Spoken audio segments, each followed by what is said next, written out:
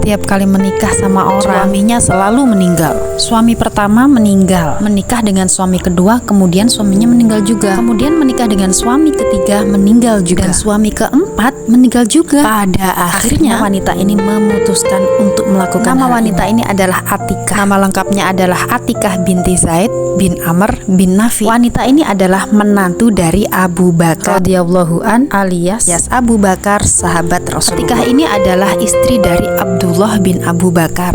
Atikah ini dikenal sebagai wanita yang sangat cantik, anggun, memikat. Tidak ada wanita manapun yang bisa menandingi Atikah waktu itu. Pada suatu hari menjelang sebuah peperangan, Abdullah ini berpesan pada Atikah, "Aku sangat menyayangimu. Jika aku mati, kamu jangan nikah lagi." Atikah menyanggupi hal itu. Hingga pada akhirnya tiba, ternyata si Abdullah bin Abu Bakar ini benar-benar meninggal di medan perang. Secara otomatis dong si Atikah ini menjadi janda yang sangat cantik, anggun, mempesona, dan tiada tanding, tiada banding. Setelah masa selesai, si Atikah lamaran dari berbagai banyak pihak karena saking kecantikannya, saking keanggunannya dan kesolehannya. Tapi Atikah selalu menolak lamaran-lamaran orang tersebut. Pada akhirnya kehadiran seorang janda Atikah ini menjadi problem di masyarakat karena saking rajinnya ke masjid, jadi banyak sekali laki-laki yang selalu mengintai si Atikah. Hingga pada suatu saat ada seorang laki-laki tua yang berkata pada Atikah, "Hai Tik, tolong aku." "Ya, apa yang bisa aku tolong, Bapak?" "Tolong aku untuk meyakinkan orang-orang di sekitar daerah sini bahwasanya kamu sudah menikah dengan laki-laki lain setelah berpulangnya suamimu." "Gimana aku mau meyakinkan mereka bahwasanya aku sudah menikah? Padahal kenyataannya kan aku belum menikah dan saya memang gak mau menikah." "Tapi Tik, kami menginginkan kamu secepatnya memilih di antara orang-orang yang melamar kamu itu supaya kamu segera menikah karena kehadiran kamu di sini adalah fitnah. Banyak sekali laki-laki yang ingin meminangmu dan sengaja mengintai kamu. Jika kamu menikah, kamu akan mendapatkan status dan orang-orang akan berhenti mengintai dan mengejarmu." Setelah berpikir panjang, pada akhirnya si Atikah ini benar-benar menikah dengan salah satu sahabat Nabi, yaitu Umar. Entah si Atikah ini istri keberapa dari Umar, tapi kenyataannya Atikah memutuskan untuk menikah dengan Umar. Tidak lama pernikahannya dengan Umar, kabar mengejutkan dari Umar, dari keluarga Umar, bahwasanya Umar bin Khattab